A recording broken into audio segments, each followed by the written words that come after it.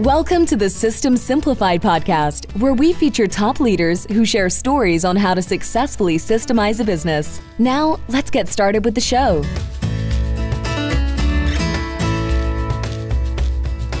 Hello, Adi Klevit here with the System Simplified podcast, where we interview top entrepreneurs, founders, and thought leaders about systematizing a business. And this podcast is being brought to you by Business Success Consulting Group.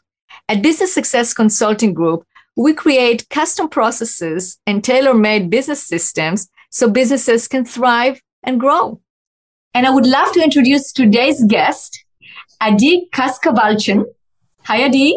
Adi. Hello. Actually, I'm Adi, you're Adi. So it's That's Adi right. Kaskavalciyan. Great to have you as a guest.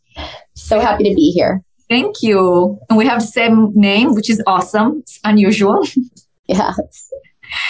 And Adi is the co-founder of gFour Marketing Group, which is a marketing group that provides a do-it-for-you service for contractors. And what they do is they concentrate on the back end in terms of bringing more referrals, reviews, and repeat business to contractors. And I am super excited to have you here today, Adi, because I think that this is a neglected area, but it's a gold mine that business owners do not put enough attention on, because I see them spend a lot of money at the front end in terms of finding business and looking for the new leads and looking for the new clients. But then what happens when you actually acquire the client? That's a whole goldmine, right? In terms of finding referrals and getting good reviews and more business, repeat business, etc. So let's start. First of all, tell us about your business and how you grew your business, because this is a success story all by itself. Mm-hmm. And then we'll talk about the systems that you put in place. Absolutely. So we started our company back in 2009 when, a lot of us were going through tough times. It was our last recession.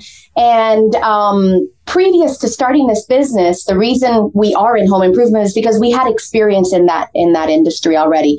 My business partner is my husband, and he and I had a handyman franchise business that we had for many years. So we learned a lot along the way. And when we, in 2009, when we kind of lost everything and had to reinvent ourselves and start afresh, the home improvement industry was just something we understood well, because we had been in that space for so long.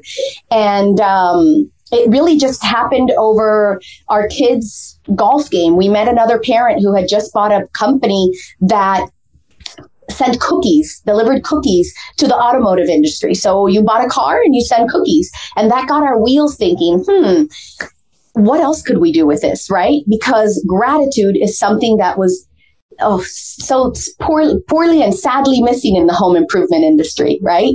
Mm-hmm. We knew so many contractors that spent most of their time, like you mentioned earlier, generating leads, spending thousands of dollars to acquire a new customer. But then when they collected the check at the end of the project, they just said goodbye, farewell, and never to be heard of again.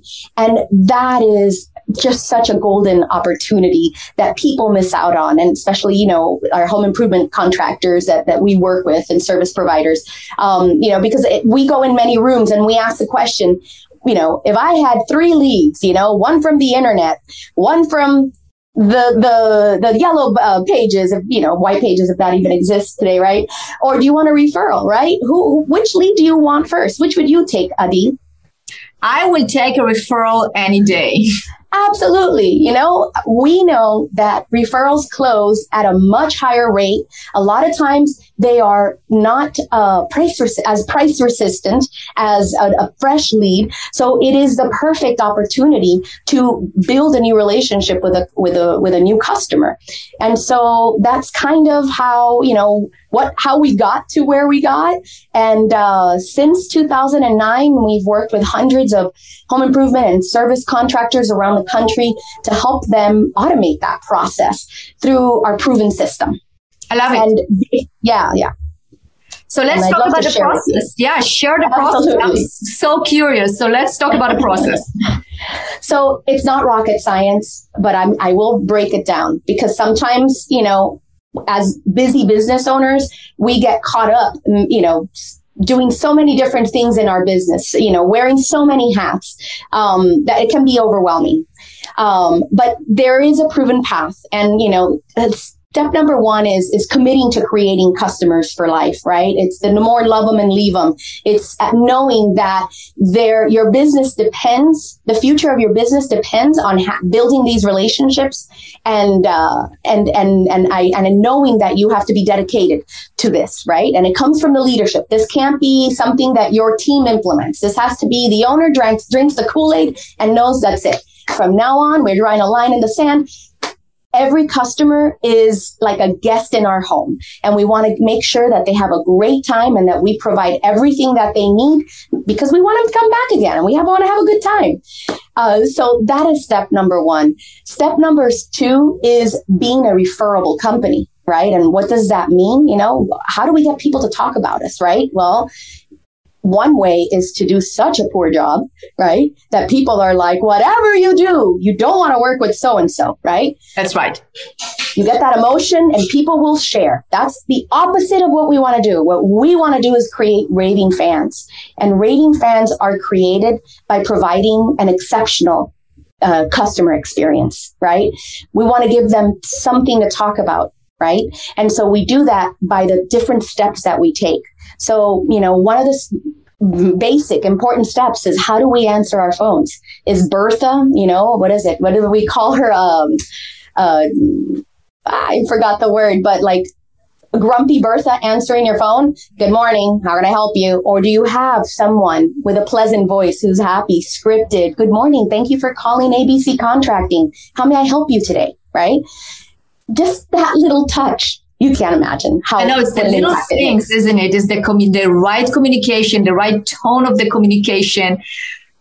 Answer the phone with a smile, right? I mean, that is a key. Absolutely. It makes a difference. It really does. So how we answer the phone is definitely important. How we manage the process, right?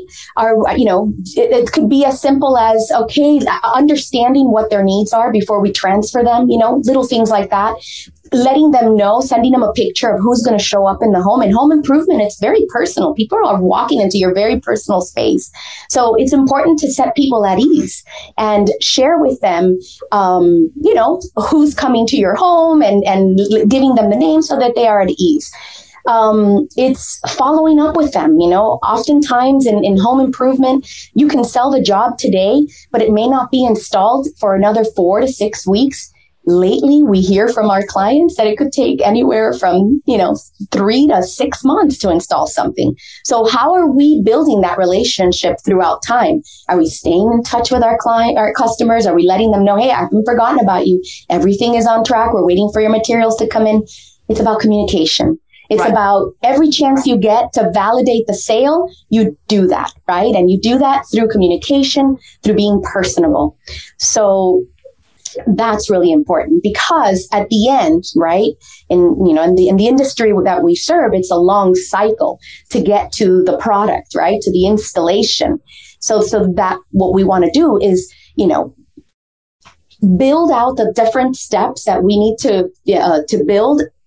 Well, how do I say that better? Hold on. So what we want to do is make sure that we're providing the best experience every step of the way.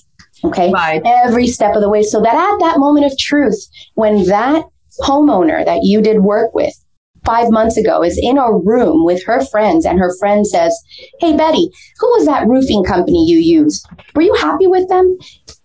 As a matter of fact, absolutely, Rosie. I loved ABC Roofing. I can't sing their praises. You want to make sure that you're creating that story that they will tell others about. Okay. So having a process for the or the customer experience is really important from beginning to end. And you want to think that through. And so the next thing that's really important, in creating a system for your business to get more reviews, repeat, and referrals. So we talked about the first two, your commitment as the owner. Second is creating a wonderful customer experience from beginning to end. And then asking for reviews. Taking the time to ensure that your customers are happy and asking them, because a lot of people don't do that. You can, in this day and age, there's so many platforms available that you can text people, you can email them, you could do it through an app when you are right next to the homeowner. Getting reviews is critical for the success of any business today. Not only will it, confirm and validate that your customer is happy with you and that, you have successfully completed this job, but it will also set you up for other people to see your reviews online and get an idea of what it's like to work with your company, So let me ask you a question on that one. So what's the best way to ask for a review? So the best way is after the job is complete or after you've completed the project, you can simply ask, so Mrs. Smith, how has your experience been with us? Right? And she says, oh, it's been great. Or, I didn't like when this happened, but I appreciate how the owner did this, or depending on whatever. Then you just simply say whatever they tell you. Obviously, you're gauging to make sure they're happy before you, open up the app and say, well, do you mind sending me a review? Right? But then that is just a segue question just to see, and take a temperature. And then you say, well, that's wonderful. Do you have a minute to leave us a review? I can send you a link to our platform, right? And you could do that through text message. Or if she says, oh, I don't have a cell phone, maybe if it's someone very elderly. Although everybody these days, even the elderly, my mom is awesome at texting and Facebook, and she's 75. So is my mother-in-law, she's 88. Yes. Absolutely. There you go. So people are most likely going to do that. But then you also want to send them, give them the choice as to how they want to respond. And then while you're there with them, you could even walk them through, okay, great. Well, here you enter your name. And then, if you like, I can help you write it, and in person would be amazing. Okay. That's one way to do it. And if you can't do it in person because that's not your business model, you don't see, your clients, do it over the phone, do a happy call after the job is complete. Hey, I just wanted to check in. I see that your project is complete. How did we do? Did we give you a 5-star experience? And then wait to hear what they say. And, and then when the time is right, you say, great. If I send you a text message or an email, could you let us know how we did? This would really help our business. It helps us find great clients like you. Absolutely. And one thing that business owners, what I hear, sometimes they might have a trepidation in asking, or they're a little bit worried about what they're going to hear. But that's where they have to be prepared for that conversation, right? So if somebody says, well, I didn't like it, or it wasn't a good experience, etc., just be willing to experience that, right? Don't be afraid to ask. Majority of the time, you're probably going to get, if you actually did you make sure that the client experience or customer experience was wonderful, you are going to get a high review. But you also have to be able to, to basically receive that not so good a review, so you don't get, so you know that it's there. And wouldn't you agree that that's something that sometimes people are afraid of asking, hey, how did we do? They first of all don't want to boast like, okay, so, it's hard to talk about yourself. It's better to talk about somebody else. And then also in terms of what if it's not such a good experience? Well, if it's not, then you just have to be willing to experience that conversation.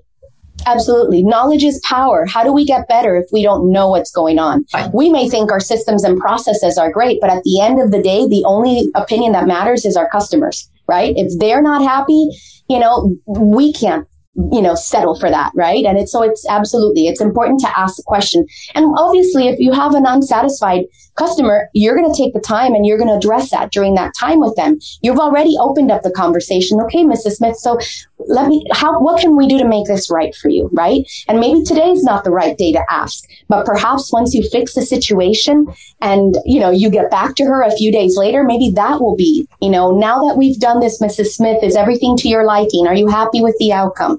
or whatever, again, I'm coming to you from how we speak to the homeowner, but I know that other businesses are listening, and you would just adapt that to your audience. Oh, 100%. I have a client that they have a very exclusive salon, and they call the customers the next day. I mean, I have another client who's a dentist, and the dentist himself, makes the phone call to find out how is the procedure and how you're feeling, right? Yeah. For contractors, that absolutely 100% you need to know. So good. So you have to ask for reviews. We established that. What's the next step after that? Absolutely. So the next step, you've communicated, you've provided your customers a great experience. You've confirmed that they had that great experience that you so hoped for. And now's when the real marketing efforts begin. This is where most people drop the gloves and say, later, I'm off to the next shiny object or the next new marketing funnel that's going to generate me tons of leads. No. We're going to take a moment. We're going to stop, and we are going to address this beautiful gold mine of customers that we have. And how do we do that? We do it by staying in touch. Right? We're going to send them, sending them a thank you card, a thank you gift, letting them know, hey, we know you had other choices when choosing X, Y, and Z, and we appreciate you choosing us. Welcome to the family, right? Sending emails, doing some kind of newsletter program. Newsletters are a magnificent way to stay in touch with your existing customers. It's considered, what do they call it? It's considered a publication, not a marketing promotion, right? So people are more open to receiving that message. And if you do that consistently, what happens is people just become used to hearing your message. You're constantly reminding them of the services that you provide, of special offers. Maybe perhaps you are launching a new product and you want to let your people know. It gives you a way to voice that. At the end of the day, what we want to do is put an iron fence around your customers so that they're not lured by the competition. There is so much noise out there, right? That we don't want them. If they have a need that we can fulfill on, we don't want them going anywhere else. And it's our responsibility to really hone that in by staying in touch with them.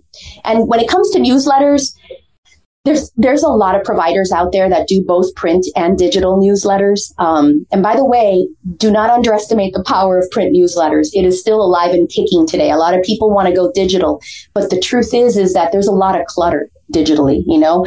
A great email open rate is anywhere from 15 to 18%, right? So if you send out 100, 15 to 18 people are going to be looking at that.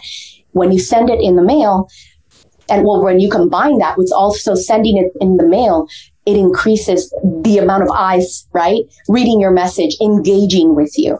So it's important to do that, okay? And through that constant communication. I agree with you 100% because I have actually an email software. It's called Sanebox, where I actually have Sane News. So all my newsletters that I don't even remember subscribing to go into an email box, like a folder. And daily, I probably have about 40 of those emails, right? Newsletters daily. Right. So I go and skim through them. I mean, it still keeps the people top of mind because I see all the names, right? So I remember them.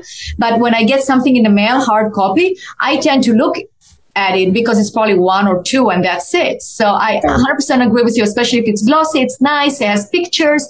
Right. And if it's not trying to sell me something, it's informational, right? So for instance, I'll give you an example, for contractors, if they each season, they send something about how to proof your house for the winter, or an HVAC contractor, like how to clean your furnace with instructions. I will read it because I need to know, right? So yeah, so I agree with you. It's about, and by the way, on that note, it's one of the products our company does, provide services for is newsletters. And we follow, it's called, I don't know if I already mentioned this, but it's called a Reader's Digest. So it's about giving valuable information. Mm-hmm. When you look at these, and these are the most successful ones. We didn't create this process or this system for newsletters. We just learned about it and adapted it in our business. And it's really all about giving value. The newsletter can have a section on a home improvement article, how to keep your home happy and healthy during the fall, right? Here are the things to look out for. in the newsletter, you can include a movie trivia. In the newsletter, you can include a list of services, a recipe, and this is kind of like how we've done it. And again, it's about giving that value, connecting. All we want is that every few months, we're touching them, we're engaging with them, we're reminding them, hey, we're here to help you. And also something really important, and why it's important to communicate after your job is complete, is because this is how you're going to get more repeat business and referrals. And when it comes to referrals, one thing that we see happen often is that asking for a referral is a one-time event that usually happens right around the time the job is complete, or the contract, or whatever service you provided is done. It's not something that's continuous. So it's really important to continue that conversation. And, at our company, one of the things we do is we do a contest. And so what that gives us the ability to do is that constantly communicate about the contest and about referrals. And for every referral you give us, you're going to be entered into this drawing. And so again, it's just keeping that alive, reminding people, I'm here, I can help you, I can help your friends, how do we do this? How can I best serve you? And you do that through engagement, communication, putting your arms around, arms and iron fence around your herd of customers. I love it. Really, the word communication is all through, like at the beginning of the client experience itself, throughout, and then, at the end, and then touch points of communication. So you mentioned, we're going to talk about referrals and how to ask for referrals. I want to ask you that. But before that, I love what you said about the touch points, right? You stay top of mind even after the job is done. So newsletters, thank you card, any other ideas of how we can stay in touch with? Yeah, absolutely. Email marketing. You can do, rather than, because this is what you don't want to do. You don't want to email, or you don't want it to be that every time you communicate with your customer, it's about, give me more money. This is this month's sale. Give me more money, right? I'm not saying that is not important, and that we have sales from time to time and we want to promote and we want to make people aware, but you have to create the foundation so that you can ask for that without getting tuned out. Because if all you do is send marketing, buy more from me, you're missing out on developing that long-term relationship. And so that's why, the email newsletter, the print newsletter, from the perspective of communicating, giving value, giving them more. A lot of times we get so many positive comments on the newsletters, like, oh, I love this recipe. We do a movie trivia, to get people engaged, right?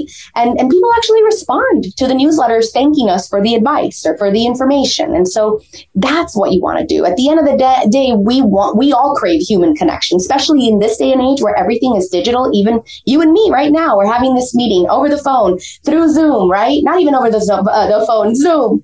We're not even in the same space. People want to connect. Yeah. They do. It's the connection. And, it's the level of communication. It's the connection. It's the touch. And it's really, from what you're describing, it's relationship building and not transactional, right? Because in my opinion, if you have a remodeler, and let's say we take a high-end remodeling company, right? So it would be one of your clients, similar to the demographic of a client of yours. And, you don't have to sell people. Let's say you have a customer. Let's say I had a contractor in my house and they remodel one of my bathrooms and I'm so happy, right? It's a year later, I have another bathroom I want to remodel. But if I keep getting communications about pictures, now I love looking at pictures before and after, or ideas, right? It's kind of like Pinterest, but here in my inbox, I would look at it. I confess, when Zillow, somehow they figure out my email address and they're sending me homes next to you. I'm not even in the market to buying homes, but I like looking at it because I go, oh, maybe I can find something that I like, or it gives me ideas about how people remodel their homes or what a home looks like, right? So, but let's say I have that contractor send me those emails when I'm ready to remodel my second bathroom. I am not going to forget who did the first one, right? I'm not going to go to somebody else, but I'm going to go to that person because I was happy, because the customer cycle was perfect. I gave a great review, and now I'm reminded of different things that they can do. And one of them will catch my attention and we'll go, you know what, let's move ahead because it's time, and I'm going to contact them. And you know what? I don't have to go look for their number because who knows where their number is. Maybe I forgot their name of the company and I can't find them. But here is the email. I can just respond. And I'm sure you agree that a good email will have all the contact information readily available. So from my phone, I can just click on the phone number and call or respond to an email. Absolutely. I love those ideas. So those touch points, right? The email campaign, newsletter, thank you, maybe even a card on their birthday, you know, maybe anniversary of the remodeling. Like we did a whole house remodeling. A year later, you know what? I actually had a client, a contractor, that he used to give cutting boards, really high-end cutting boards, when he remodeled a kitchen with his logo on it, because that's something that people are not going to throw away, especially if it's like high-end, really heavy, really good cutting board. And every time you cut cheese, bread, meat, whatever you do, you look at their name and number. That's right. That's right. And those gifts it's about surprise and delight, right? We're surprising and delighting our customers. It's completely unexpected. They don't know you're going to be sending them a gift, right? But all of a sudden this warm, this item shows up. It's a warm gesture. It's perceived with kindness, and, going back to what we were talking about, asking for feedback, getting negative feedback. For those of you who are scared of getting negative feedback, sometimes I think it's just an opportunity to rise above and shine for the amazing company that you are. Because at that moment of truth, people get to see how you handle their issue, their objection. I'm not saying we've all had difficult customers that are really hard to please. It's happened before, right? But that is an exception. That is not the rule. And what I see happen often is that bad experience is turned 10 times over in a positive light when they see how the company reacts to it, how they handle that situation. So for sure. So now let's talk about referrals, asking for referrals. That is something that people dread, right? I mean, I know. Why? Why? Why? Well, I mean, okay, so I'll give it a guess. Okay, so why? It might be that it's our education or upbringing that it's not okay to brag about yourself, right? It's kind of like some people might have the mentality of like, well, if I ask for referral, like I look desperate, right? Or it's uncomfortable for some reason. But I don't know if you've done a great job and you're proud. But you know what? I tell you something, Adi. I think it's really how you voice it, right? Because I coach clients before on asking for referrals.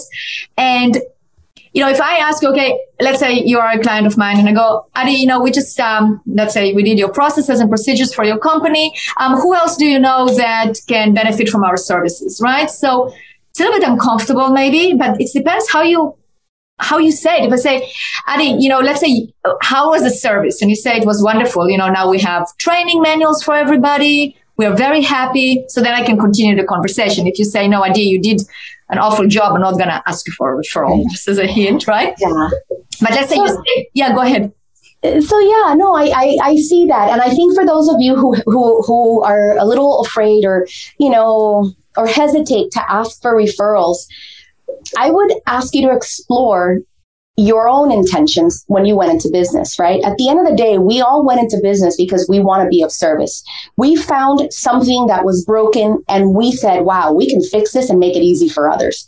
So if you're coming from a place of giving, perhaps it doesn't have to feel like you're doing something negative, right? At the end of the day, it's, your customer's choice whether they want to refer you or not, right? But all we want to do is create the likelihood through providing a great experience, through keeping in touch, through providing a good service, so that at that moment of truth, when you ask them, so Mrs. Smith, how was your experience with our company? We aim to provide a 5-star experience. Did we accomplish that?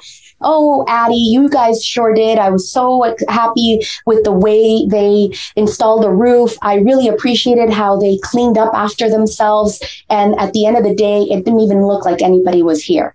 Wow, Mrs. Smith, that's awesome feedback. I would love a review, but also, do you have any friends, right? Or family members or work friends that you could refer to us that you know of, or, maybe not even use the word refer, introduce us to. Do you know anybody that has a need for our services that you could introduce us to? Absolutely.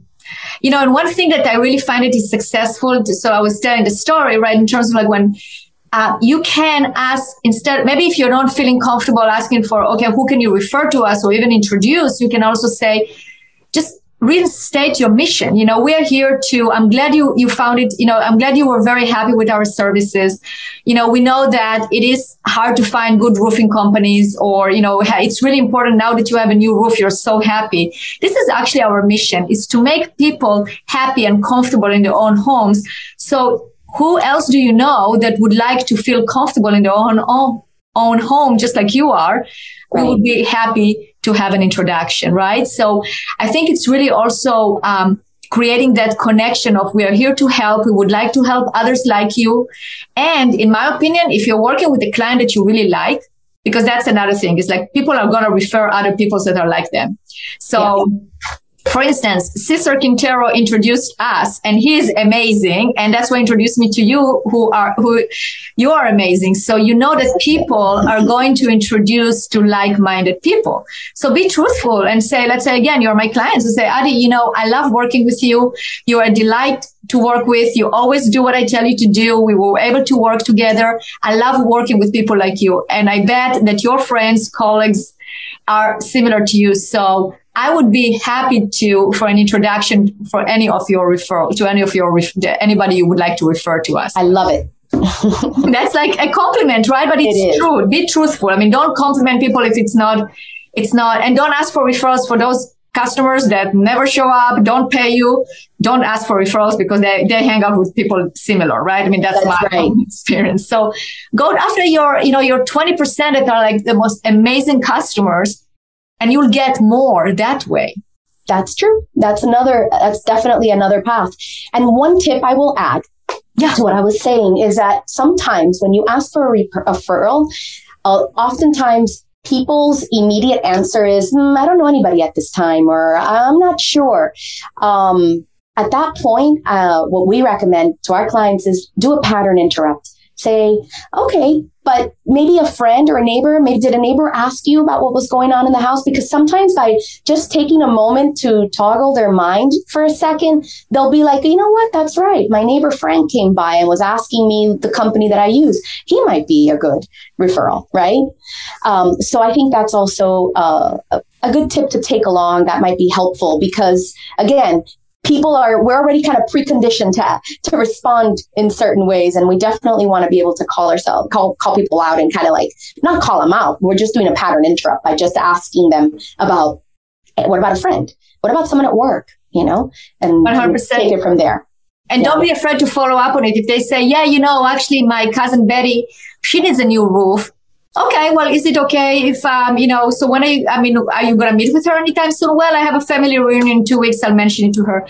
Okay, good. So is it okay if I follow up in 2 weeks and ask you what happened, right? So make a note of it, have a good CRM or whatever system to follow up. So you do follow up on those referrals. Absolutely. And that's good too. So now I'm curious. Okay, so we outlined the entire process, which is so valuable. And for our listeners, I'm also going to create a blog post based on this so you can have the entire process because this is, as I said, it's a gold mine. And Adi is the expert, as you can see. She's been doing it for years. She's done it herself with her husband in their business. And now she coaches like hundreds and hundreds of contractors.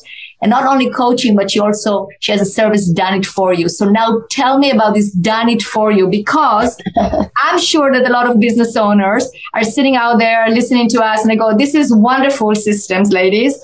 The Adi and Adi show, wonderful. But how am I going to implement it if I'm already working 60 hours a week? I have so many hats, beautiful ideas. My guys are always busy. I tell them to ask for referrals and they forget. I want to follow up on reviews, but we have to go drive to the next job. Don't have time to do it. Well, how do you do it for them? So it's easy. We work specifically with home improvement and home service contractors. So people who, contractors who are in the home, working with the homeowners and improving their, the home. And basically what happens is we tie into their CRM. We get a notification that a job has been completed, and then our system automatically goes into action. We, depending on the level of program you choose with us at gFour, we can send a gift. We can send a thank you card. We send them a referral letter introducing your referral rewards program. We do email marketing. We do print newsletters. We do anniversary cards. There's a lot of follow-up that we do. At the end of the year, your customer, for 1 year of service, they get about 27 touch points. And it doesn't end there. We continue to follow up with your customers for as long as you're a client. And so, we've been doing this since 2009. And if anybody listening is interested, you can go to gfourmarketing.com/strategy and request a 10-minute strategy session with one of our consultants, and they can walk you through the process and see if we're a good fit for each other. We'll definitely, provide as much resources, but on our website, there's tons of information you can also access. So feel free to visit and tap into the information. Great. So the letter G as in good, G. Yes. Four spelled out, right? FOUR. FOUR.com. gFour, FOUR marketing.com. gFourmarketing.com. /strategy. /strategy. And what I'm going to do is I'm going to take that link and I'm actually going to include it in the notes for this podcast. So if you are right now listening to us while you are walking, exercising in the car, whatnot, when you're done, just go to the actual blog and it will be a link there. Click on it and definitely ask for that strategy session because it is your gold mine. You are sitting on gold. I am sure that this will pay itself over and over and over because you're going to have that system. We're all about systems, right? I mean, that's what we are about. It's systems. So you have to have an HR system, a sales system, a marketing system, an operation system. All about your business has to be systematized, meaning you have to have a way to do it over and over and over to get proven results. And your marketing should not only be front end, should also be the end of it, the back end, because that's your gold mine. You worked so hard to get a new client or new customer. You've done a fantastic job because you're doing this whole entire customer cycle and you make sure the experience is fabulous. Now utilize it. And Adi and her team can totally do that. So definitely, I second that. Go to that link, ask for the strategy session. Adi, that's been so educational. I am so excited because this is one of my favorites. It's kind of like my pet peeve. Tell people that they have to utilize their existing customers. That's your gold mine. You can actually survive on your existing customers and referral partners without having to get a new client. I mean, of course, you need to get a new clients, but you can survive for quite a bit on what you have. That is your strength, especially if you're providing wonderful service. So awesome. Great. Well done on figuring it out and actually creating a service that is so needed of the done it for you, which is wonderful. Thank you, Adi. Yeah, you're welcome. So thank you so much for being a guest on this podcast. It's been great having you. My pleasure. Thanks for having me. You're welcome.